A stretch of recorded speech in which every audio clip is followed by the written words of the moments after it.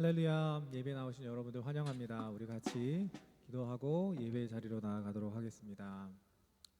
하나님 감사합니다. 저희들 이 시간 주님을 만나러 예배 자리로 나왔습니다. 우리 마음 가운데 심령 가운데 혹시 목마른 사람이 있습니까?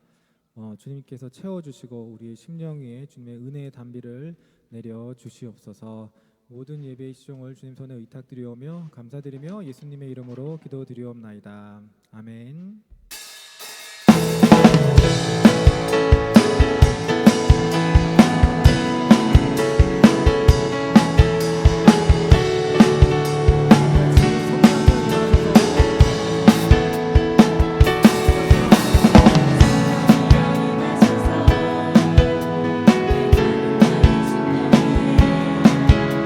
주님의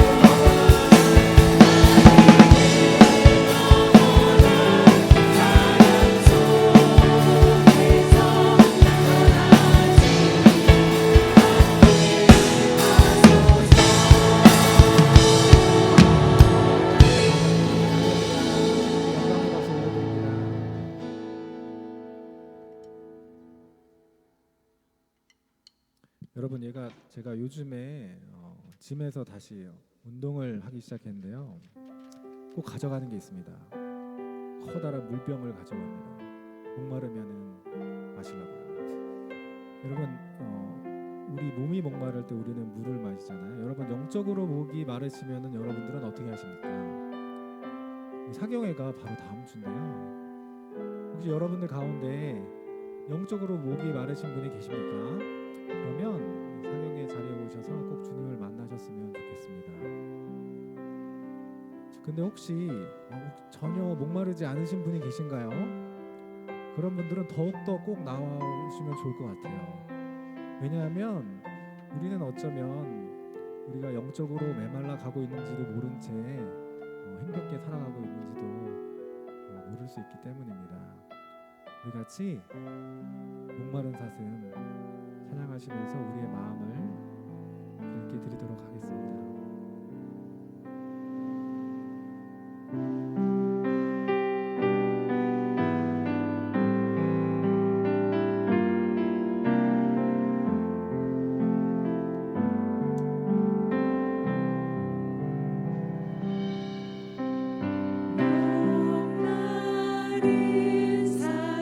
쉬는 물을 찾아 길 위히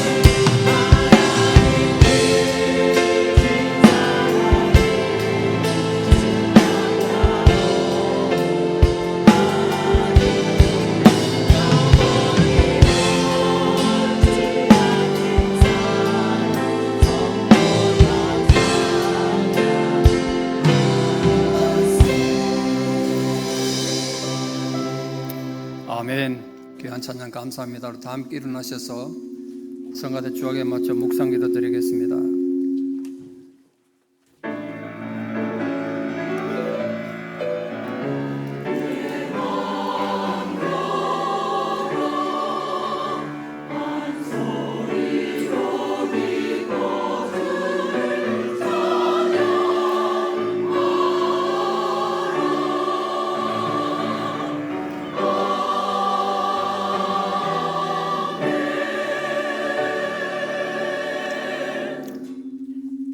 할렐루야. 내가 정직한 자들의 모임과 회중 가운데서 전심으로 여호와께 감사하리로다.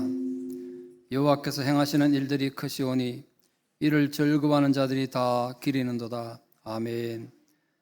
존귀하신 아버지 하나님, 은혜를 감사합니다. 한 주간 세상을 살다가 이 거룩한 주일 하나님의 부름을 받아 주님 앞에 예배자로 세워진 은혜를 감사드립니다. 진실로 하나님께서 우리 가운데 행하신 그 큰 일을 우리가 함께 찬양하며 하나님께 감사하는 예배가 되게 하여 주시옵소서. 연휴를 맞아 많은 분들이 또 먼 길을 떠났습니다. 그 길에도 안전을 지켜주시고 그 노중에도 하나님 은혜를 다하여 주시옵소서. 지금도 병상에서 예배를 드리고 또 예배조차 드릴 수 없는 힘겨운 상황에 있는 자들이 마음으로 이 예배의 시간을 기억하고 드리는 그 예배 또한 연락해 주셔서 하나님께서 우리를 위하여 예배하신 동일한 위로와 사랑으로 함께하여 주시옵소서. 예수님 이름으로 기도드리옵나이다. 아멘. 함께 찬송가 5장 찬양 드리겠습니다.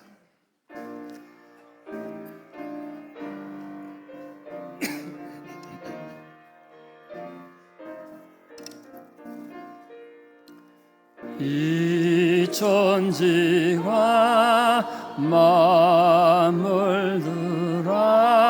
만물들아 복 주시는 주 여호와 전능성부 성자 성령 찬송하고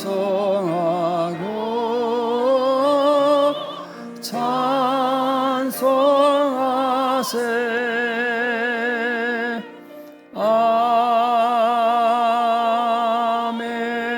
아멘. 교동문 81번 에베소서 4장 말씀을 교독하시겠습니다. 그러므로 주 안에서 갇힌 내가 너희를 권하노니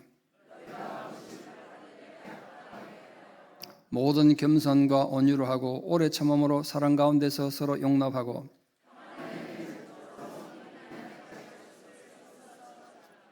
몸이 하나요 성령도 한 분이시니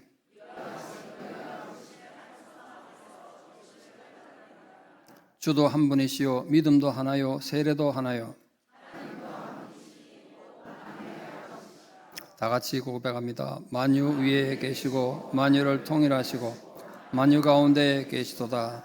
아멘. 자리에 앉으셔서 함께 신앙 고백 드리겠습니다. 나는 전능하신 아버지 하나님 천지의 창조주를 믿습니다.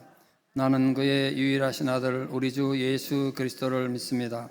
그는 성령으로 잉태되어 동정녀 마리아에게 나시고 본디오 빌라도에게 고난을 받아 십자가에 못 박혀 죽으시고 장사된 지 사흘 만에 죽은 자 가운데서 다시 살아나셨으며 하늘에 오르시어 전능하신 아버지 하나님 우편에 앉아 계시다가 거기로부터 살아있는 자와 죽은 자를 심판하러 오십니다.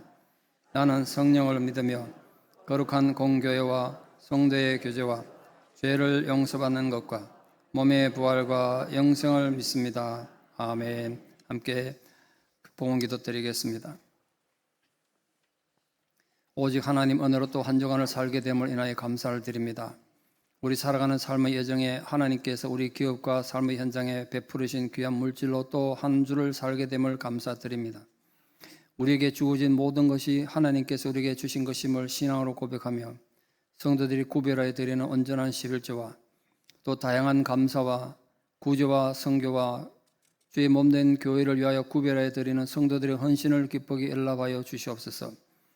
우리에게 주어진 모든 것이 하나님께로부터 왔으므로 우리가 주께 즐겨 드림으로 하나님께 기쁜 연락이 되어 주의 약속의 말씀처럼 이 물질이 아름답게 사용되어 뜻이 하늘에서 이루어진 것처럼 땅에서도 이루어지는 도구가 되게 해주시고 그로 통해 성도님들의 산업이 복을 받으며 그 자손들이 대를 이어 복을 받는 은혜가 있게 해주시옵소서. 지금도 병상에서 하나님 위로를 간절히 구하는 그 간구하는 자들의 기도에 귀 기울여 주시고 오래된 노환으로 몸져 누워 마음이 절망 가운데 있는 자들에게 그 심령의 영혼의 소망과 기쁨을 회복해 주시는 은혜가 있게 해 주시옵소서. 또 자연재해로 고통받는 수많은 사람들이 있습니다. 불의의 사고로 모든 것을 잃어버린 안타까운 상황에 있는 사람들도 있습니다. 힘겨운 상황에 있는 모든 자들에게 부디 하나님께서 살아갈 이유와 소망을 주시고 하늘의 위로로 함께하여 주시기 원하며 예수님 이름 받들어 감사기도 드리옵나이다. 아멘. 242장 찬양 드리겠습니다.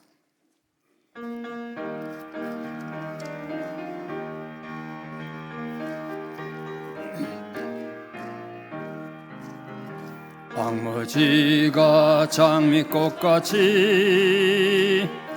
피는 것을 볼 때에 구속함에 노래 부르며 걸어간 길 다니리 거기 거룩한 그 길에 검은 구름 없으니 낮과 같이 맑고 밝은 거룩한 길다. 박수하면서 같이 합니다. 하나님의 아름다움과 그의 영광 볼 때에 모든 괴로움 잊어버리고 거룩한 길 다니리 거기 거룩한 그 길에 검은 구름 없으니 낮과 같이 맑고 밝은 거룩한 길 다니리 마른 땅에 샘물 터지고 사막에 물 흐를 때 기쁨으로 찬송 부르며 거룩한 길 다니리 거기 거룩한 그 길에 검은 구름 없으니 낮과 같이 맑고 밝은 거룩한 길 다니리 거기 악한 짐승 없으니 두려울 것 없겠네 평안함과 즐거움으로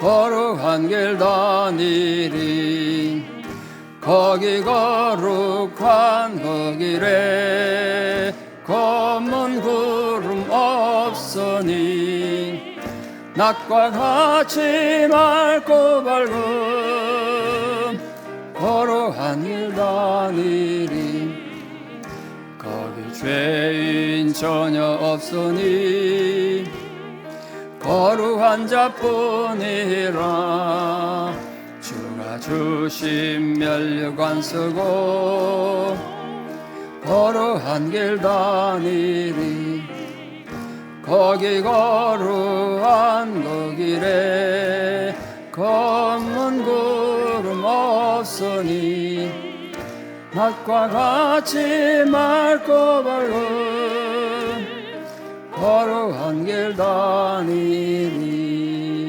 아멘. 이 근처에 교통사고가 나가지고 컴캐스트에 문제가 발생돼서 온라인 예배가 안 된답니다. 예, 구역 카톡에 좀 올려주시면 좋겠고요. 나중에 복구되는 대로 대화번호 올리겠습니다. 이게 지금 우리 교인뿐만 아니고 지금 예배 기다리는 분이 많을 텐데요. 걱정이 돼요. 우리 예배를 위해서 오수배 장로님 기도해 주시겠습니다.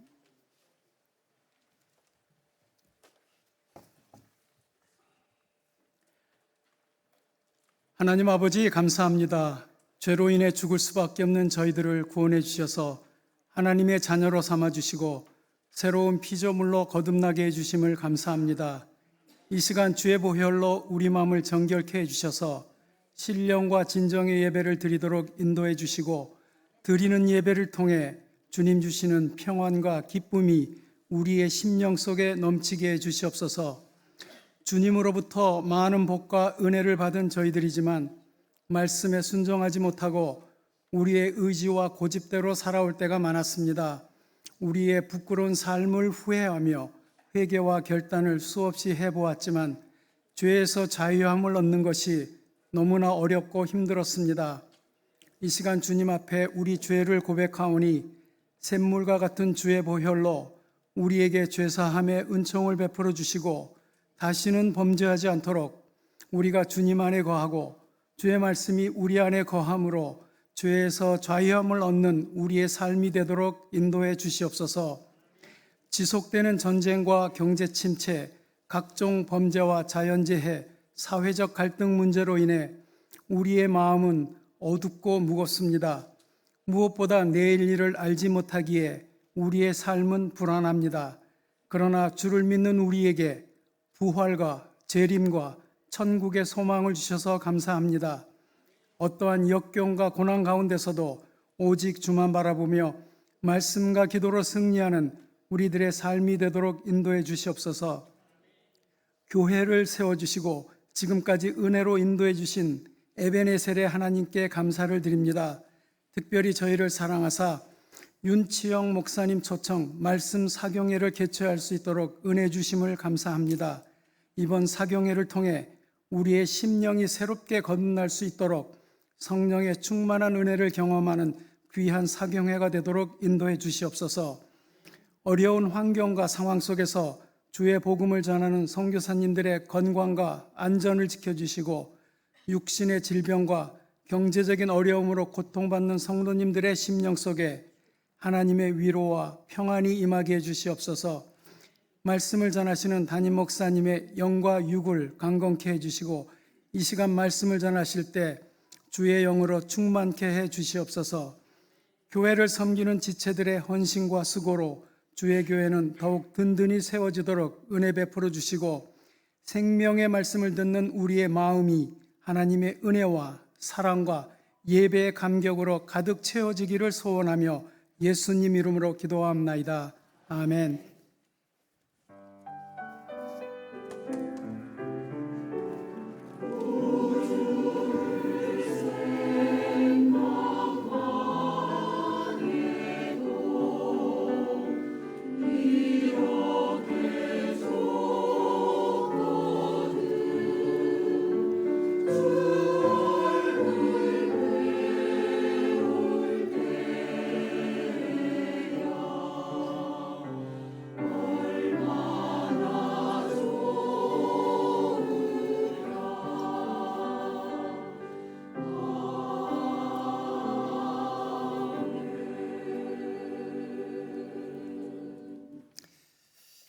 전화기 소리가 자꾸 나는데 좀 확인 좀 해봐 주십시오.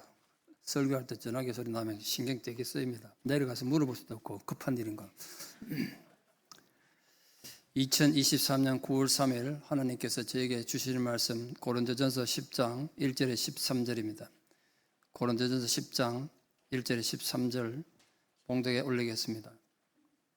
형제들아, 나는 너희가 알지 못하기를 원하지 아니하노니 우리 조상들이 다 구름 아래 있고 바다 가운데로 지나며 모세에게 속하여 다 구름과 바다에서 세례를 받고 다 같은 신령한 음식을 먹으며 다 같은 신령한 음료를 마셨으니 이는 그들을 따르는 신령한 반석으로부터 마셨음에 그 반석은 곧 그리스도시라. 그러나 그들의 다수를 하나님이 기뻐하지 아니하셨으므로 그들이 광야에서 멸망을 받았느니라. 이러한 일은 우리의 본보기가 되어 우리로 하여금 그들이 악을 절개한 것 같이 절개하는 자가 되지 않게 하려 함이니 그들 가운데 어떤 사람들과 같이 너희는 우상 숭배하는 자가 되지 말라. 기록된 바 백성이 앉아서 먹고 마시며 일어나서 뛰논다 함과 같으니라. 그들 중에 어떤 사람들이 음행하다가 하루에 2만 3천 명이 죽었나니 우리는 그들과 같이 음행하지 말자. 그들 가운데 어떤 사람들이 주를 시험하다가 뱀에게 멸망하였나니 우리는 그들과 같이 시험하지 말자. 그들 가운데 어떤 사람들이 원망하다가 멸망시키는 자에게 멸망하였나니 너희는 그들과 같이 원망하지 말라. 그들에게 일어난 이런 일은 본보기가 되고 또한 말세를 만난 우리를 깨우치기 위하여 기록되었느니라. 그런즉 선질로 생각하는 자는 넘어질까 조심하라. 사람이 감당할 시험 밖에는 너희가 당한 것이 없나니 오직 하나님은 미쁘사 너희가 감당하지 못할 시험을 당함을 허락지 아니하시고 시험 당할 즈음에 또한 피할 길을 내사 너희로 능히 감당하게 하시느니라. 아멘. 성가대 찬양해 주시겠습니다.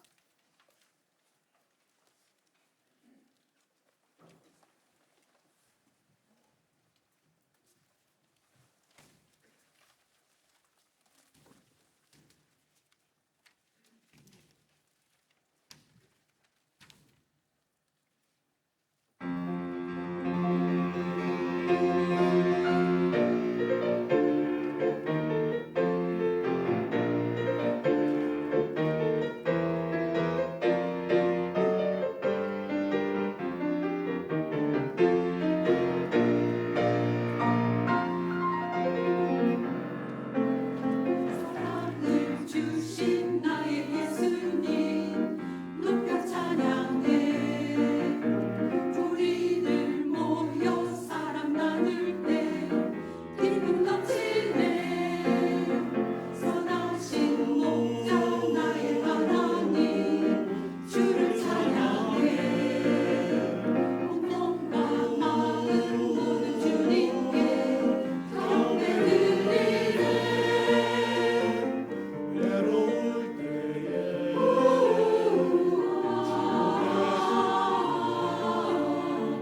어두운 세상 밝히시는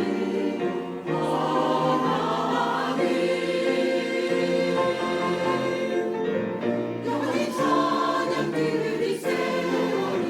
우리 모두 하나 되어 모든 영광 찬양을 주님께 영원히 영원히.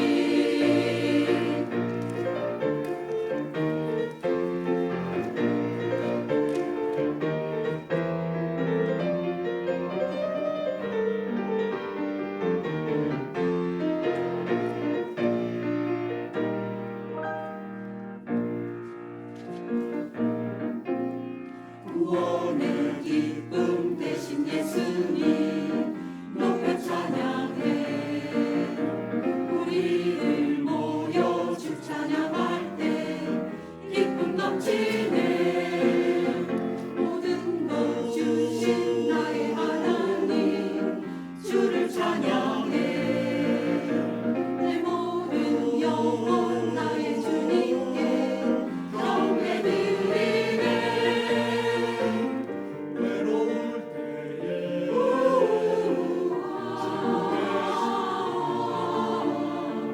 어두운 세상 밝히시는 하나님,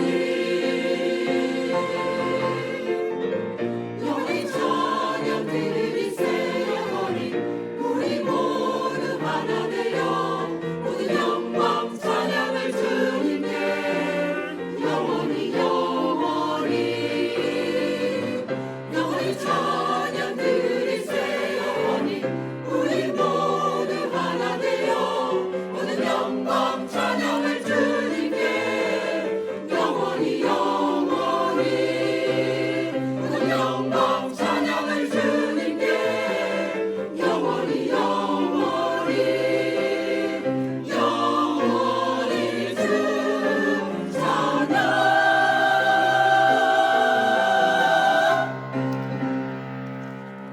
아멘. 감사합니다. 찬양이 아주 신이 나네. 좋습니다. 어떤 결혼식장에서 결혼식이 진행되는 중에 주례자가 신혼부부에게 축사를 하기 위해 성경을 또 인용했습니다. 그 성경을 원래는 요한 1서 4장 18절을 읽으려고 했는데요. 사랑 안에 두려움이 없고 온전한 사랑이 두려움을 내어 쫓는다. 그런 내용입니다. 근데 이분이 긴장해서 착각을 했는지 요한 1서 4장 18절을 요한복음 4장 18절로 얘기했어요. 방송에서 화면이 떴는데요. 말씀이 이랬습니다. 너에게 남편 다섯이 있었고 지금 있는 자도 네 남편이 아니니 네 말이 참되도다. 지금 결혼하고 있는 새 신부한테 날벼락 같은 말씀 아닙니까? 정말 믿기 힘든데 이런 일이 있었다고 라디오에서 들었거든요. 제가 정말 있었다면 이거 정말 기가 막힌 일이죠.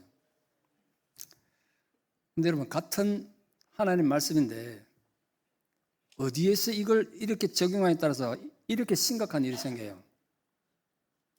그 말 분명히 성경에 있거든요. 적용이 잘못되면 말씀의 의미와 가치가 완전히 무너져요. 그래서 하나님 말씀이 가지는 중요성은 많이 아는 것보다 올바르게 적용하는 게 더 중요해요. 내가 성경을 단 한 절밖에 몰라도 그 한 절을 정확하게 적용하는 것, 이게 성경 전부를 아는 것보다 더 중요하다고요. 오늘 본문에서 바울은 이 점을 특히 강조하고 있습니다. 왜냐하면 고린도 교회들은 똑똑했거든요. 철학적인 사람들 아닙니까? 그 성경에 대해서 얼마나 학문적으로 지식적으로 많이 알았겠어요. 그런데 적용을 잘못한 거예요. 이 고린도 교인들이 말씀의 적용을 실패해서 죄 가운데 살게 된 겁니다. 그건 각자 책임을 져야 된다. 적용 잘못한 책임을. 그걸 경고한 거예요. 오늘 본문에서. 고린도 교인들은 말씀을 자기들 마음대로 적용을 해가지고 정말 적용을 잘못했는데 많은 예들이 있습니다. 하나의 예만 들면 세례식과 성찬식이 마술적인 능력이 있다고 적용한 거예요. 그러니까 자기들이 아무리 죄를 져도 그때는 지금 가톨릭처럼 매일 예배 드릴 때마다 성찬식을 했거든요. 지난주 지연제가 성찬식 하는 동안 그 성찬식에 의해서 죄가 없어진다고 주장한 거예요. 그러니까 무슨 짓을 해도 구원받는 데 지장 없는 거죠. 성찬식만 계속 하면 되니까. 이게 마술적인 힘이 있어서 우리 죄를 없애니까. 완전히 잘못 적용한 거죠. 예수님이 성찬식 그런 의미를 줬습니까? 그래서 이방인의 음란한 우상 숭배에 거리낌 없이 참여한 거예요. 해도 괜찮은 거죠. 성찬식도 한번 하면 되니까.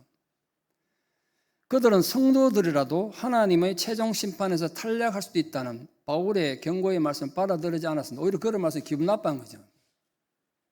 그래서 바울은 출애굽에 성공했지만 광야에서 비참한 최후를 맞이했던 이스라엘에 대한 말씀을 고린도 교회에 지금 적용하면서 고린도 교인들의 그 방탕함에 대해서 경고하고 역사 속에 있는 모든 교회들에게도 같은 경고를 하고 있습니다. 그래서 우리는 오늘 이 바울이 경고한 이스라엘 역사를 살펴보면서 자신의 신앙을 바르게 세우는 지혜로운 성도들로 함께 준비되는 은혜가 있기를 소망합니다. 바울이 오늘 우리에게 경고한 첫 번째 말씀 이것입니다. 출애굽 과정에 하나님의 인도와 보호하심의 신앙적 의미가 얼마나 중요한가. 그런데 그게 잘못됐을 때 어떤 일이 벌어지는가를 얘기하고 있습니다. 바울은 지금 고린도 교인들은 대부분 이방인들입니다. 이 출애굽 역사와 아무런 관계없는 사람들이죠. 그들에게 출애굽 역사를 말한 것은 구약 성경이 결코 유대인들만을 위한 것이 아니라 신약 시대 모든 민족, 모든 성도들에게도 적용되는 하나님의 말씀이기 때문이라는 거예요. 오늘 우리도 마찬가지예요. 이스라엘은 다른 나라고요. 수천 년 전에 일어났던 다른 시대의 역사가 아니라 지금 오늘 하나님과 우리의 관계를 보여주는 중요한 기준이 되는 말씀이기 때문에 적용을 잘해야 된다 이거죠. 그래서 오늘 이스라엘 백성들을 바울이 고린도 교인들에게, 고린도 교인하고 이스라엘 사람하고 무슨 상관이 있습니까? 피 한 방울 섞이지 않은 완전히 다른 민족인데 우리 조상들 이렇게 표현했어요. 저도 어릴 때 이런 성경 읽을 때 참 이해가 안 됐습니다. 어떻게 고린도 사람들 보고 이스라엘 사람들을 얘기하면서 우리 조상이라고 말할 수 있는가? 그렇게 바울이 말했던 이유는 출애굽의 이 광야 교회가 기독교 교회의 근원이었음을 그렇게 의미적으로 상징적으로 적용한 거예요. 이스라엘이 출애굽에서 광야에 있는 게 그것도 교회였고 그것이 이 역사상 교회의 최초의 교회였고 오늘 우리 교회와 세카람 단임 장로 교회와 연결된 교회다.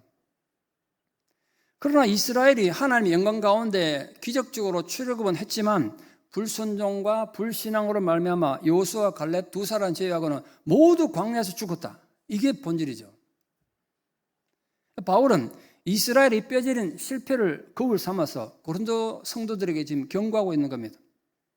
이스라엘은 구름 아래 있었습니다. 구름 속에 있었다는 거예요. 구름은 하나님 임재와 은총의 상징이었고 낮이나 밤이나 그도 눈앞에 있었습니다. 다 봤단 말이에요. 그걸. 이보다도 확실한 하나님의 초자연적인 인도를 보여준 증거는 없죠. 이스라엘은 하나님의 그 권능으로 출애굽을 시작했지만 곧이어 그들을 추격해온 애국 군대로 인해서 몰살당할 공포에 휩싸였습니다. 그때 홍해를 가르고 바다 가운데를 지나는 놀라운 체험을 통해서 하나님의 사랑과 초자연적인 능력을 극적으로 경험하게 됐습니다. 그래서 이 사건은 이스라엘이 자신들은 하나님께서 택하신 특별한 백성이고 거룩한 백성이라는 정체성을 갖게 해주는 결정적 사건이 됐습니다. 지금도 그렇습니다. 그러나 고린도 교인들이 기억해야 될 것은 그런 놀라운 체험을 한 이스라엘 백성들이 광야에서 다 멸망당했다는 거예요. 모든 성도들은 이스라엘의 역사를 통해서 신앙생활의 본을 삼고 교훈을 얻어야 하는 것입니다. 광야의 이스라엘 백성들은 신령한 음식을 먹고 신령한 음료를 마시며 40년을 살았습니다. 여기 신령한이라고 표현한 것은 통상적인 방법이 아니라 기적적인 방법으로 주어졌다는 뜻이죠.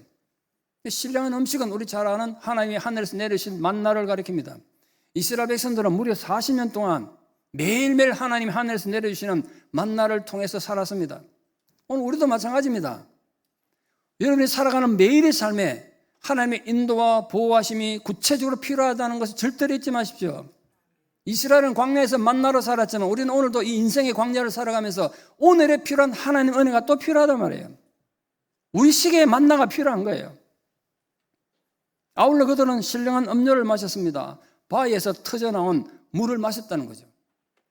이건 하나님의 보호와 은총을 상징하는 가장 구체적 증거 아니겠습니까? 여러분, 멀쩡한 바위가 딱 깨지더니 거기서 막 물이 쏟아져 나왔어요.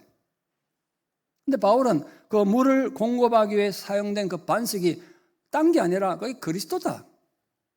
그리스도를 상징한다. 그렇게 적용하고 해석한 거죠.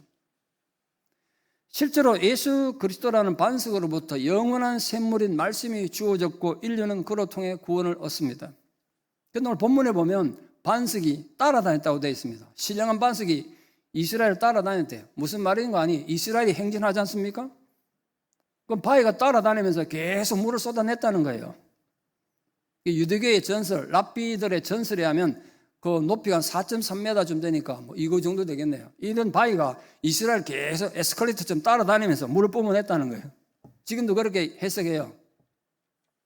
그러나 구약에서는 자주 하나님을 반석으로 묘사하고 그 반석이 문자적 의미의 바위가 아니듯이 바울은 그 반석을 그리스도에 적용해서 출애굽 당시부터 예수 그리스도께서는 영적인 반석이었음을 강조하고 있습니다. 이스라엘 백성들은 기적적인 방법으로 메마른 광야에서 계속 물을 공급받았고 그 공급의 근원은 바로 그리스도였다는 거예요. 바울은 구약이나 신약시대나 예수 그리스도는 모든 인류를 구원하시는 생명의 떡이며 생수임을 강조한 것입니다. 우리가 자칫하면 구약에는 예수님이 전혀 등장하지 않고 신약에서만 등장하는 것으로 오해하기 쉽습니다. 그럼 예수님은 하나님이 출애굽하실 때 뭘 하고 계셨을까요? 하나님 혼자 일하게 두시고 그냥 동네 마실이나 나가서 놀고 계셨을까요? 바울은 결코 그게 아니란 거예요. 그 출애굽의 모든 현장에 예수 그리스도가 함께 계시고 함께 일하셨다는 거예요. 구약의 사건에 예수 그리스도가 함께 하셨다 이러면 이해하기 힘들 수 있죠. 저도 그랬으니까 그 마음 충분히 이해합니다. 저도 그게 정말 이해가 안 되더라고요. 구약 성경인데 여기 예수가 있었다 그러니까 이해가 안 되죠. 그러나 착각하지 마십시오. 예수 그리스도는 나사렛 마국간에서 태어나심으로 존재하신 분이 결코 아니에요. 우리 거기서 많은 착각해요. 예수님은 성탄절 때부터 시작된 걸 착각하는데 그분은 원래 하나님이세요. 세상을 창조하실 때도 성부 하나님과 함께 존재하셨고 함께 일하셨어요. 그리스도는 이스라엘과 동행하셨으며 그들을 구원하신 분이셨다. 바울이 지금 그걸 얘기하는 거예요. 예수님께서도 그 구약 사건과 연결해서 사마리아의 수가성의 한 과부에게 자신이 생명수를 공급하는 바임을 이렇게 선언하셨잖아요. 누구든지 목마른 자들은 내게로 와라. 내가 영원히 마르지 않는 생수를 줄 것이다. 그러므로 예수님은 구약시대와 신약시대 모두에게 구원의 생명수를 주시는 분이십니다. 바울은 고린도 교인들에게 가장 절실히 필요한 것은 바로 그 신령한 음식과 신령한 음료의 근원이 되시는 예수 그리스도를 바로 아는 것, 예수와 바로 관계를 맺는 것, 그것이다. 그걸 강조한 거죠. 하나님께서 출애굽한 이스라엘 백성들에게 신령한 식물과 신령한 음료를 주셨음에도 불구하고 그들이 모두 광야에서 멸망받았다는 사실은 너무나 큰 교훈이 아닐 수 없죠. 우리 번역을 멸망받았다 이렇게 되어 있습니다만 이 원의 뜻을 그대로 직역한다면, 문자적으로 직역한다면 큰 태풍이 불어닥쳐 모든 걸 날려버렸다 이런 뜻이에요. 거대한 태풍이 와가지고 이스라엘이 초토화돼서 파멸당했다는 뜻으로 이 단어가 쓰였습니다. 지난주 플로리다에 사상 최악의 태풍이 불어와서 모든 걸 날려버렸습니다. 뉴스 보니까 앞으로 몇 달 동안, 서너 달 동안은 사람이 살 수 없을 것이다, 이렇게 뉴스 하던데 저도 충격받았습니다. 미국 같은 나라에 태풍 한번 왔다고 앞으로 서너 달 동안 사람이 살지 못한대. 그 큰 도시야. 이런 과학이 발달하고 최첨단 기술이 인간을 지켜주는 이 미국 같은 최첨단의 선진국에서도 태풍이 오니까 모든 걸 날려버리더라고요. 그럼 광야의 이스라엘은 무방비 상태였단 말이에요. 그들에게 태풍이 들어닥쳤다면 버틸 방법이 없었겠죠. 모든 것이 날아가고 말았을 것입니다. 완벽히 초토화된 상황이 광야의 이스라엘에게 닥친 것입니다. 그게 멸망했다는 단어의 뜻이에요. 바울은 고린도 교인들에게 이스라엘이 그런 식으로 멸망당했다면 너희는 얼마나 쉽게 멸망당할 수 있겠냐, 그걸 경고한 거예요. 그러므로 고린도 교인들은 여호수아와 갈렙처럼 하나님을 끝까지 신뢰하는 성도가 되는 것이 중요하다는 걸 강조한 겁니다. 오늘 우리도 마찬가지 아니겠습니까?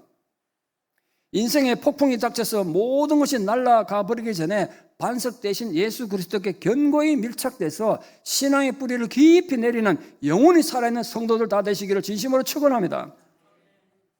오늘 두 번째로 바울이 경고한 것은 출애굽과 비교해서 현재 신앙인들이 해서는 안 되는 일, 신앙인들에게 금지되는 주의사항들을 말하고 있습니다.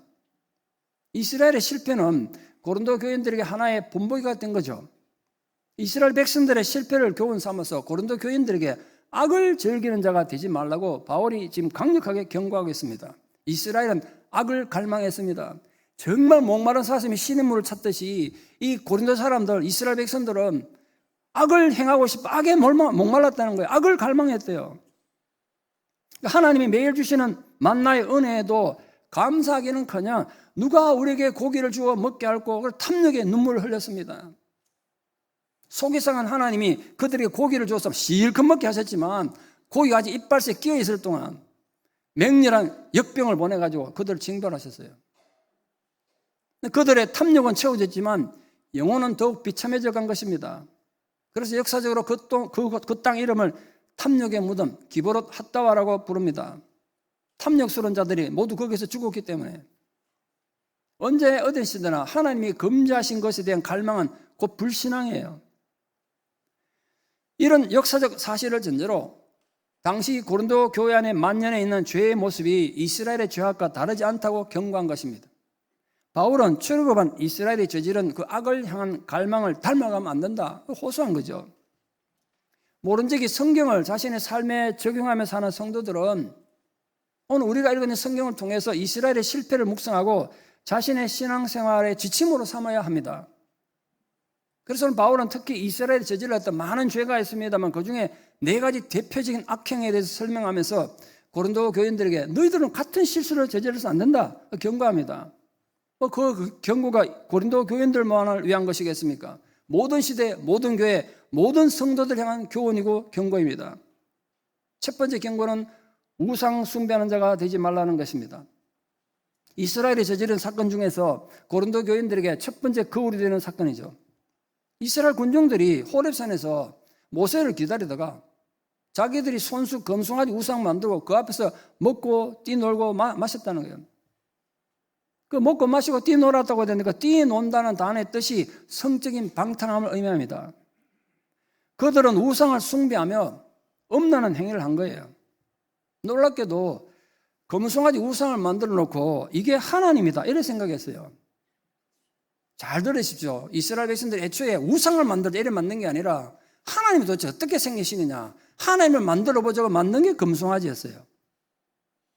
그 금송아지가 하나님이란 거야 지금. 그게 우상이죠. 출애굽한 이스라엘 백성들이 하나님의 신령한 음식과 신령한 음료를 마셨음에도 불구하고 불과 40일 만에 어떻게 그렇게 빨리 우상 숭배에 빠지게 됐을까요? 이유가 있습니다. 그들이 오랜 세월 애굽에서 우상을 섬겨왔기 때문에 그래요.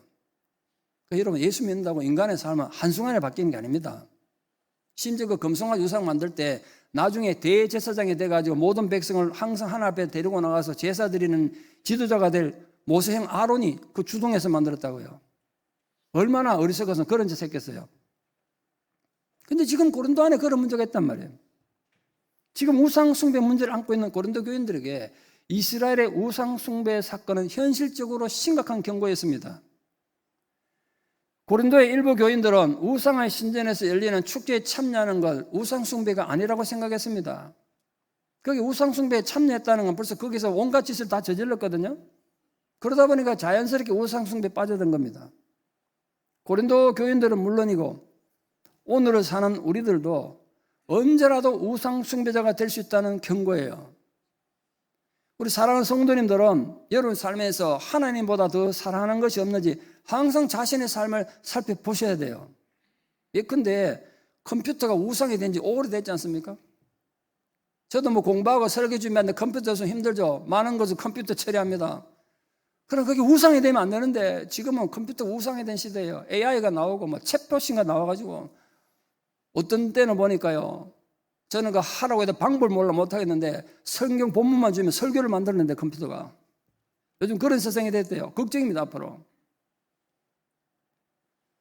두 번째 엄행하지 말라고 그랬습니다. 성적 부도덕의 문제죠. 이스라엘이 출애굽했을 때 가장 긴장하고 두려워했던 건 모압 왕이었습니다. 그래서 모압 왕은 이스라엘을 저주해서 파멸시키려고 여러 가지 방법을 동원하지만 성공하지 못합니다. 그래서 모압 왕이 마지막으로 생각하는 방법이 뭐였느냐? 모압 여인들을 보내가지고 이스라엘의 남자들 유혹해서 바알보올 우상을 섬기게 하는 것이었습니다. 그 계획은 완벽히 성공합니다. 광야에 지치고 힘든 이 젊은 이 이스라엘 남자들이 아주 유혹하는 야한 옷을 입은 이 암몬의 여자들이 오니까 다 넘어간 거예요. 같이 바알보를 섬기기 위해서 모압 여인들과 음행을 했다는 거예요. 이 사건은 고린도 교인들의 실제 상황과 깊은 관련이 있었습니다. 이미 말씀드린 것처럼 고린도에는 비너스라는 신전이 있었는데 그 신전에는 국가로부터 월급 받는 매춘부가 1000명이 넘었습니다. 고린도 교인들이 비너스 신전에 열리는 축제에 참여해서 음행을 하면서 그 매춘부들과 관계를 가지면서 우상 숭배 아무것도 아니야. 그걸 변명했다는 거예요. 고린도 교회는 심지어 이미 말씀드린 것처럼 아비의 아내를 취하는 자도 있었기 때문에 이 성적 타락이 심각했습니다. 바울이 그걸 경고한 거예요. 여러분, 어느 시대나 거룩함을 유지하는 건 쉬운 일이 아닙니다. 정말 작고 사소한 일에 인간 넘어져요. 뭐 우리 시대라고 예외입니까? 예외가 아니죠. 온갖 엄난한 문화들이 우리와 우리 자식들을 위협하고 있습니다. 우리는 과연 하나님 백성으로서 거룩함을 유지하는 데 실패하지는 않는지 겸손한 자기 반성과 자기 점검을 언제나 게을리하지 않아야 합니다. 시험하지 말라고 그랬습니다. 불신앙의 문제입니다. 이 출애굽한 이스라엘은 광야가 뭐 얼마나 불편했겠어요. 광야가 불편하고 힘들다고 매일 만나가 내리는데도 불구하고 먹고 살 거 없다고 모세를 원망하다가 하나님 화가 나셔서 불뱀을 보내서 물려 죽게 만들었습니다. 또 그래도 하나님 또 그들 사랑하셔가지고 모세로 인해서 노뱀을 만들어서 장대를 달아놓고 그거 쳐다보면 살 수 있게 했습니다. 잘 보십시오. 내가 지금 불뱀에 물려서 몸에 독이 퍼져 죽어가고 있습니다. 엎드려 죽어가고 있는데 고개 들어서 노뱀만 보면 삽니다. 근데 들어서 노뱀 쳐다보는 데는 믿음이 필요했어요. 믿음이 필요했어. 믿고 쳐다보는 자는 다 살았는데 아니 내가 지금 독사한테 물려 죽어가는데 그 짱대 달린 노뱀 본다고 낫겠냐? 안 믿는 사람 안 쳐다봤다는 거예요. 그거 다 죽었어요. 하나님을 시험한다는 것은 하나님의 선하심과 능력과 지혜 등을 그릇된 동기에서 알아보려는 인간의 악한 생각을 가리킵니다. 인간이 하나님께 저지른 죄가 있죠. 많은 종류의 죄가 있습니다만 가장 큰 죄가 뭐냐? 하나님을 테스트하는, 하나님 시험하는 것. 하나님의 실력이 어느 정도 되는지 감히 인간이 테스트하는 거기 때문에 가장 심각한 죄라고 생각해요. 고린도 교인들이 그랬다는 거예요. 고린도 교인들은 주님을 섬기면서 우상도 함께 섬기는 이중적인 행동이었습니다. 신앙이라는 건 회색지대가 중간지대가 없잖아요. 고린도 교인들은 그 이교도들의 우상 축제에 참여해서 온갖 엄탕한 짓을 하면서도 하나님께서 자신들이 그 우상 숭배 죄에 빠지지 않도록 구원할 수 있는지 그 테스트했다는 거 시험했대. 설령 자신들이 우상 숭배 죄를 범해도 또 용서하시고 자신들 인정해주는 관용이 하나님에게 있는가 그걸 시험했다는 겁니다. 이런 악행은 누구나 저지를 수 있었기 때문에 바울은 이걸 1인칭 복수동사로 써서 자기를 포함해서 우리가 시험해서는 안 된다. 그렇게 되어 있습니다. 원망하지 말라고 했습니다. 원망과 불평 없이 사는 사람 어디 있겠습니까? 그러나 주의하십시오. 원망과 불평이 습관이 안 되게 주의하십시오. 자꾸 하면 습관됩니다. 근데 제가 60년 인생을 살면서 목회를 해보면서 정말 깨달은 중요한 신앙의 원리가 하나 있는데요. 불평은 신앙을 소리 없이 죽이는 마음의 독약이에요. 소리 없이 마음을 죽인다고. 그게 불평이에요. 내 영혼을 죽여요, 그냥. 모세와 아론의 지도력에 불평을 품고 반기를 들었던 고라 일당이 멸망시키는 자에게 죽임당했던 반역 사건을 지금 말하는 겁니다. 멸망시키는 자라고는 본문에 되어 있는데, 하나님께서 애굽에게 10가지 재앙 내릴 때 마지막 재앙이 뭔지 아시죠? 죽음의 천사를 보내가지고 장자들을 죽게 만드는 그런 재앙을 내렸습니다. 그때 죽음을 가져온 죽음의 천사가 바로 멸망시키는 자, 같은 단어예요. 오늘 바울이 그걸 쓰고 있어요. 그러니까 애굽에 장자의 죽음을 가져온 바로 그 죽음의 천사가 이번에는 원망하는 이스라엘 백성들을 멸망시켰다는 거예요. 고라 일당은 땅이 갈라져서 죽임을 당하고 또 그의 불만을 터뜨린 거죠. 왜 이 사람을 죽어야 되냐? 모세가 잘못했지. 그 불평하는 자들이 연병으로 14,700명이 죽임을 당했습니다. 불평하는 것은 하나님을 판단하는 죄를 짓는 것이니까 정말 조심해야 된다는 겁니다. 바울은 고린도 교인들이 불평과 원망하며 하나님을 판단하는 엄청난 죄를 짓고 있다고 이 사건을 통해 경고하고 있습니다. 중요한 것은 이 고린도 교인들의 태도가 이스라엘 백성들과 다르지 않다는 점입니다. 고린도 교인들 중에도 우상 축제에 참여하지 말라는 바울에 대해서 원망과 불평을 주도하는 자들이 있었단 말이에요. 문제는 우리들입니다. 현대인들은 자의식이 강해가지고 자신이 만족스럽지 못하면 쉽게 불평을 토해냅니다. 모든 게 내가 기준이에요. 내 마음에 안 들면 무조건 거부하고 불평부터 하잖아요. 하는데 필요 없어, 내 마음에 안 들면. 하나님을 예배하는 자가 하나님을 원망한다는 것은 단순한 불만이 아니라 하나님을 판단하는 것임을 잊지 말아야 합니다. 그래서 사랑하는 성도님들은 모든 일을 할 때 원망과 시비가 없게 할 뿐 아니라 더 나아가 범사에 감사하는 삶을 사셔야 합니다. 부디 여러분의 불평이 변하여 감사가 되고 원망이 변하여 기쁨이 되기를 축원합니다. 결론적으로 말세를 사는 현대 신앙을 위한 구체적 교훈을 하면서 오늘 말씀에 바울이 결론을 맺고 있습니다.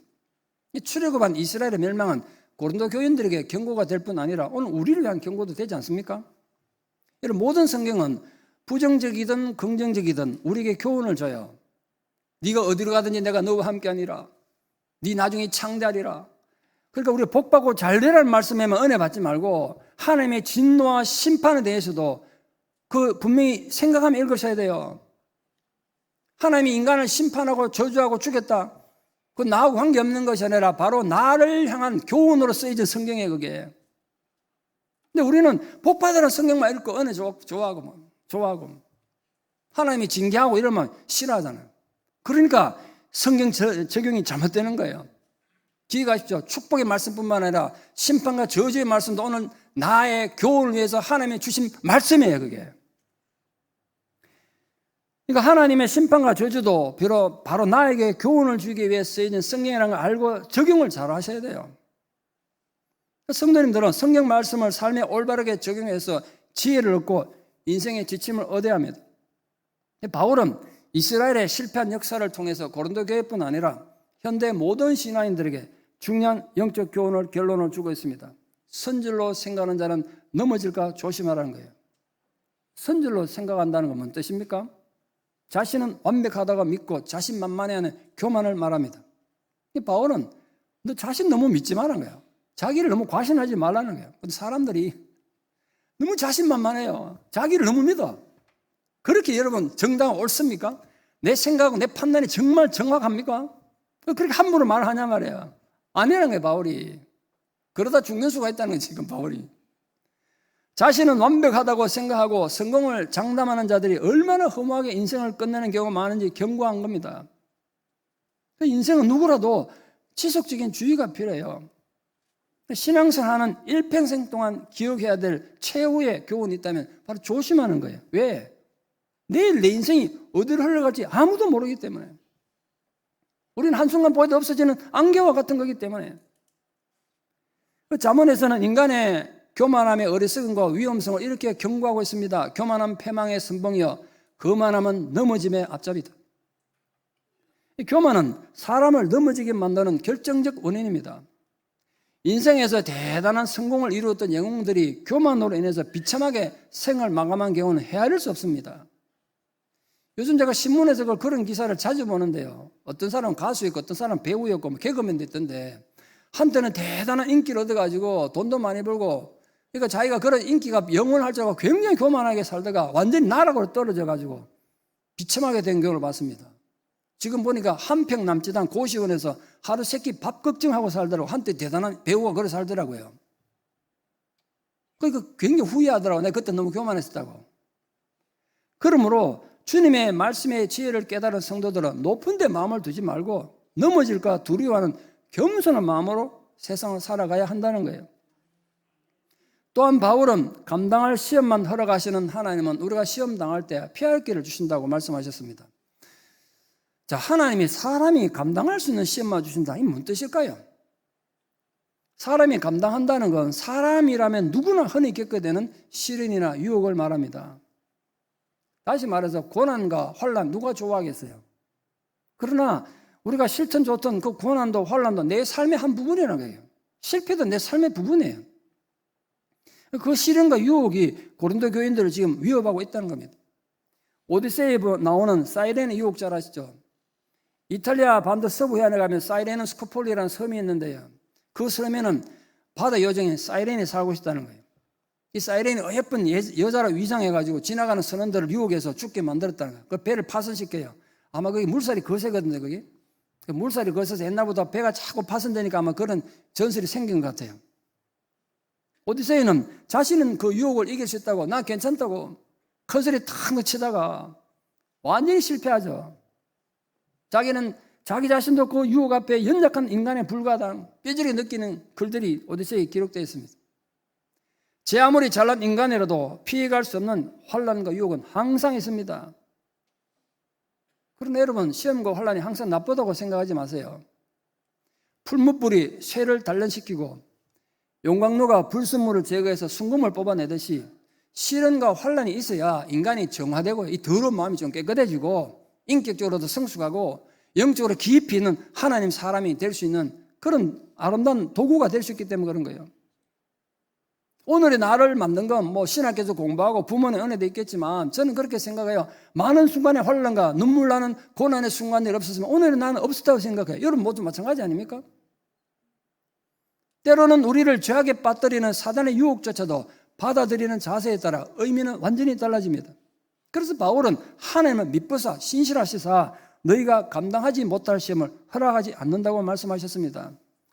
아마도 우리 신앙인들이 가장 많이 쓰는 말이 시험에 든다는 말 아닙니까?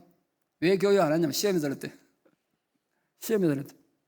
세상 살면서 자기에게 닥치는 안 좋은 일, 유혹, 좀 마음에 불편하고 무조건 시험으로 표현하는 거죠. 그 일들이 단순히 스트레스로 끝나는 게 아니라 진짜 우리 신세를 망칠 수 있는 일이 될 수 있기 때문에 그렇죠. 때로는 우리가 도저히 감당할 수 없을 것 같은 시험을 당합니다. 이건 정말 아니라는 생각이 들고 하나님 해도 이건 너무합니다. 이런 절망감에 무너질 때도 있죠. 그러나 시간이 지나서 돌아보면 역시 하나님 하나님이시구나. 그때 하나님이 옳았습니다. 이런 고백하게 되지 않습니까? 오늘 바울이 예로 든 이스라엘의 실패를 다시 한번 묵상해보며 결론을 맺습니다. 이스라엘은 역사상 어느 민족도 경험해보지 못했던 초자연적인 기적으로 출애굽을 하고 홍해를 건넜습니다. 게다가 매일 하늘에서는 만나가 쏟아지고 사막의 바위에서는 물이 쏟아져서 장정만 60만 명의 그보다 몇십 배나 되는 가축대들이 목마르지 않고 걱정 없이 살아갈 수가 있었습니다. 그렇다고 그들에게 더 이상 걱정과 염려가 없었습니까? 결코 아니었습니다. 그들은 광야 그 자체를 힘겨워했어요. 때마다 하나님 만나를 주시고 목마르면 물 내려주시고 전쟁 나면 하나님 지켜주시고 모든 걸 갖추고 살아도 광야는 힘들다는 거예요. 인생 자체가 힘들다는 뜻이죠. 이 사실은 우리에게 정말 중요한 정보를 줘요. 이스라엘 백성들이 기적적으로 출애굽을 하고 만나를 먹고 바위에서 물을 마신다고 해도 본성이 천사로 바뀐 건 아니란 거예요. 그래도 천사는 안 되더란 거예요. 우리도 마찬가지입니다. 우리가 예수를 주로 고백하고 세례를 받고 구원의 확신을 갖고 있다고 해서 우리 본성이 천사가 된 건 아니잖아요. 그래서 우리는 언제든지 인생의 크고 작은 어려움에 처할 수가 있습니다. 그러나 그럼에도 불구하고, 그 어려움에도 불구하고 하나님을 기뻐하고 감사드린다면 우리는 하나님 자녀로서의 권위와 능력을 얻으며 살 수 있는 것입니다. 그러므로 사랑하는 성도님 모두 잊지 마십시오. 우리는 매 순간 최선을 다해야 범죄하지 않을 수 있습니다. 이게 제멋대로 떠들어대고 제멋대로 화를 내는 사람이 시험에서 승리하고 인생에서 위대한 업적을 만드는 일은 결코 있을 수 없습니다. 그러니까 여러분, 말 한마디라도 함부로 하지 마시고 조심하셔야 돼요. 나중에 그게 다 내게 돌아온단 말이에요. 이스라엘의 실패가 주는 가장 큰 교훈은 출애굽했다고 해서 다 구원받은 건 아니라는 것이었습니다. 이걸 우리에게 적용하면 이렇습니다. 예수 믿는다고 다 구원받는 것은 아닐 수도 있다는 경고죠. 예수 믿는 자 중에도 멸망당할 자가 있다는 건 대단히 중요하고 어려운 문제죠. 구원파 이단이 그래서 생겼습니다. 한번 예수만 믿으면요, 무슨 죄를 짓든 무조건 구원받는다는 거예요. 정말 위험한 생각이죠. 진정으로 구원을 받은 사람은 절대로 자신을 믿지 않습니다. 자기가 다 됐다고 생각하지 않는다고요. 단 한순간이라도 예수님의 도움이 없이는 죄 짓지 않을 수 없는 연약함을 느끼는 겸손함이 구원받은 자의 자세입니다. 진정으로 하나님을 믿는 자는 교만하지 않습니다. 오히려 늘 시험에 떨어질까 조심합니다. 그래서 바울조차도, 바울 같은 위대한 사도조차도 자신이 남에게 복음을 전한 후에 도리어 버림을 당할까 두려워한 것입니다. 그런즉 선질로 생각하는 자는 넘어질까 조심하라는 바울의 권면은 구원받은 그리스도인이 구원을 잃어버리는 일이 없도록 하라는 경고 아니겠습니까? 모세시대 이스라엘이 신령한 복을 풍성하게 받고도 멸망을 받았다면 고린도 교회는 그들보다 나을 게 하나도 없습니다. 우리는 더욱 그렇죠. 어려움이 오면 우리 마음속에 온갖 걱정과 근심이 다 들고 일어납니다. 그때 믿음이 필요한 거예요. 믿음이. 하나님은 신실하시다는 믿음으로 모든 걱정과 근심이 결코 나를 주장하지 못하도록, 나를 누르지 못하도록 이겨내야 돼요. 나는 절대로 이 어려움에 지지 않을 것이다. 오히려 이 어려움을 통과했을 때 나는 정금같이 눈부신 존재가 되었을 거야. 그렇게 자신에게 외치며 굳건히 서야 합니다. 부디 살아가는 성도님 모두는 여러분이 처한 모든 상황 속에서 넘어질까 조심하며 전적으로 하나님이 주시는 은혜를 굳게 붙잡고 원망과 불평을 믿음으로 극복하는 승리자들 다 되시기를 우리 주 예수 그리스도의 이름으로 축원합니다. 기도드리겠습니다. 사랑의 아버지 하나님, 우리가 한 생애를 살아가는 동안 산다는 자체가 모순이고 고통이며 환난의 연속입니다. 이제는 내가 굳건한 하나님의 자녀로 예수님의 제자로 우뚝 섰다고 생각하는 순간 우리는 천길 낭떠러지로 굴러 떨어지기도 합니다. 오늘 우리에게 주신 말씀을 우리 인생에 올바르게 적용할 수 있는 지혜를 주시옵소서. 인생이 광야길을 걷는 것 같고 내일 일을 알 수 없는 불안함과 이해할 수 없는 고난이 우리를 지치고 힘들게 만들어도 하나님이 주시는 신령한 음식과 신령한 음료를 먹고 마시며 새로운 힘을 얻는 우리들 되게 도와주시옵소서.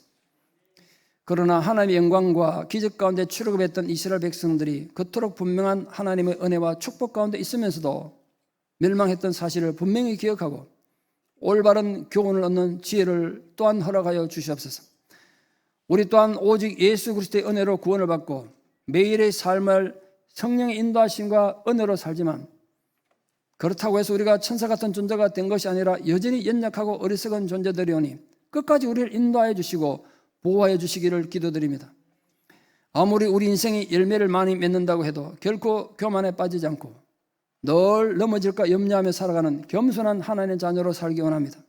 때로는 환난과 고통이 우리를 위협하겠지만 하나님께서 그 고난을 감당할 수 있는 힘과 그 고통을 피할 길을 열어주셔서 고난과 환난을 통하여 도리어 우리 믿음이 순수해지고 성숙해가는 감동이 있게 하여 주시옵소서.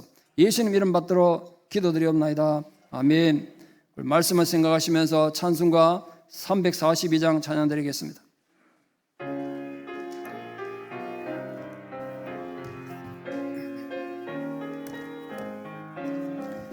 너 시험을 당해 죄 짓지 말고 너 용기를 다해 곧 물리쳐라. 너 시험을 이겨 새 힘을 얻고 주 예수를 믿어 늘 승리하라. 우리 구주의 힘과 그의 위로를 빌라.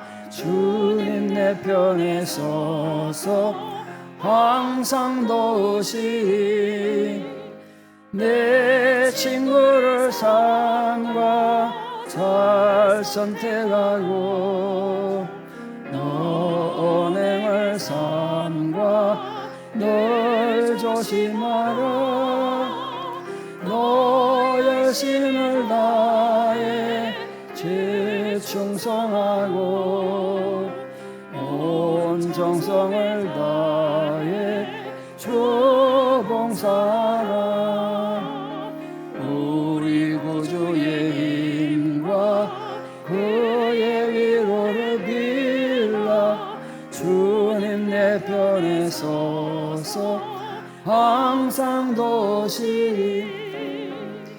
잘 이기는 자는 상주 누리니 너 낙심치 말고 늘 전진하라. 내 구세주 예수 힘 주시리니 주 예수를 믿어 널 승리하라. 우리 구주의 힘과 그의 위로를 빌라. 주님 내 편에 서서 항상 도우시리. 아멘. 오늘 우리 8구역에서 구역 독송해 주시겠습니다. 우리 구역장님은 유영조 피택 장로님이십니다.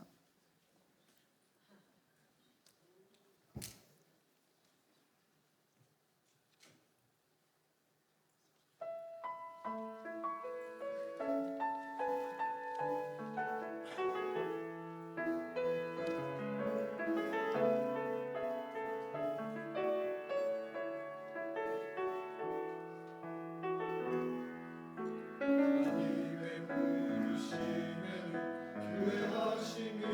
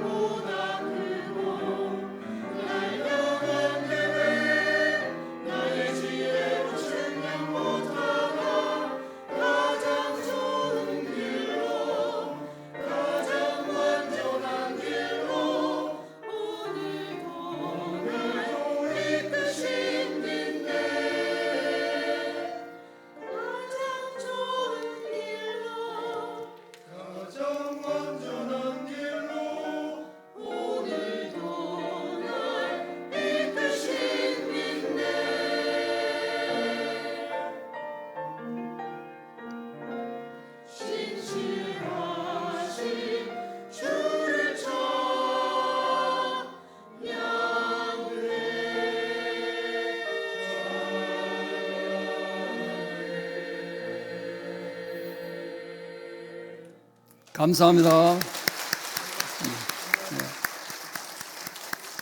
찬양이 너무 좋네요. 그대로 성가대 하나 새로 만들면 좋겠습니다. 예. 찬양에 또 너무 가사에 은혜가 많이 되네. 감사합니다.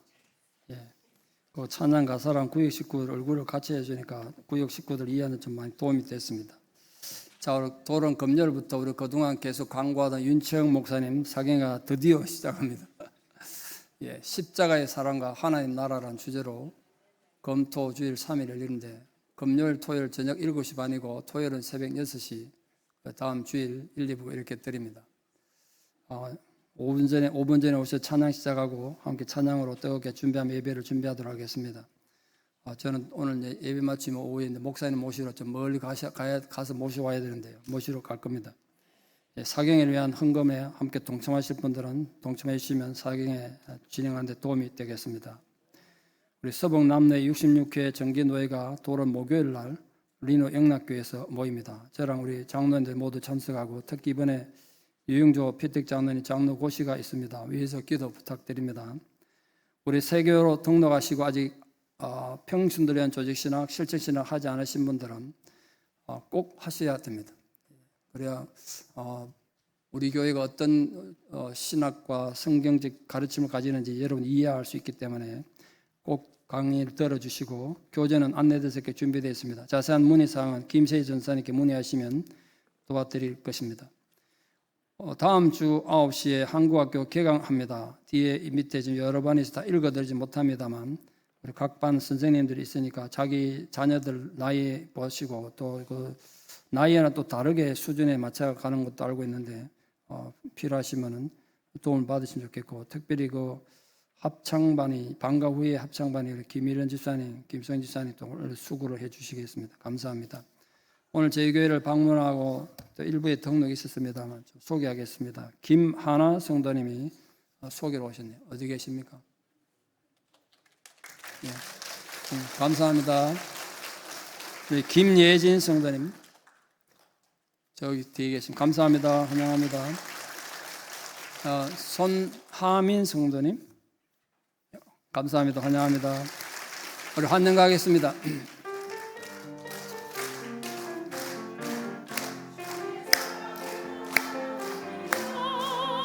주의 사랑으로 환영합니다. 형제 자매 안에서 주의 영광을 보내 주의 사랑으로 환영합니다. 환영합니다. 우리 유성만 최영선 성도님 가정에서 우리 첫 장녀 이나가 오늘 첫 예배 나왔습니다. 아이고 축하합시다. 아이고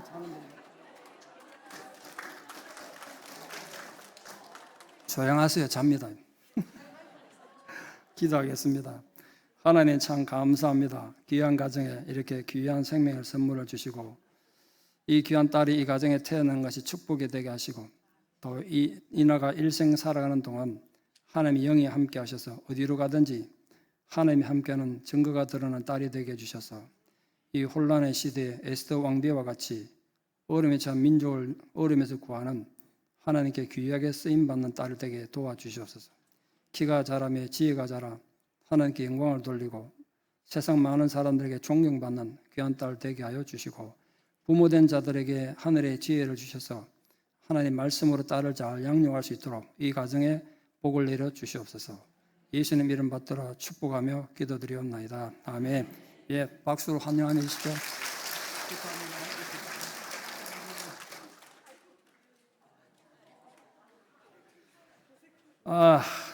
부럽네요. 자, 다 함께 일어나셔가지고 앞뒤 예배가 반갑습니다. 건강하십시오.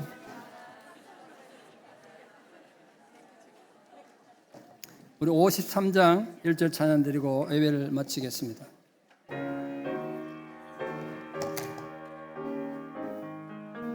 성전을 떠나가기 전 머리를 숙일 때 주께서 함께 계시고 복 내려 주소서.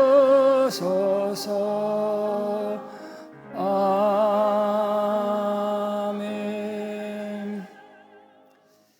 이제는 우리 주 예수 그리스도의 은혜와 하나님 아버지의 만극하신 사랑과 성령님의 위로 교통 역사하심이 우리가 하나님 백성으로 부름받고 예수 제자로 살아가며 넘어질까 두려워하며 끝까지 충성함으로 하나님께 기쁨이 되고 세상의 영광이 되기를 소망하는 사랑하는 성도님들의 위대한 신앙의 고백 위에 또 나가서 마주치는 모든 인간관계 위에 또 이번 주에 있을 윤채영 목사님 초청 사경회 위에 또 원근각지 흩어져 살아가는 사랑하는 모든 자녀들 삶 위에 이제부터 영원토록 함께 하시옵기를 간절히 축원하옵나이다. 아멘.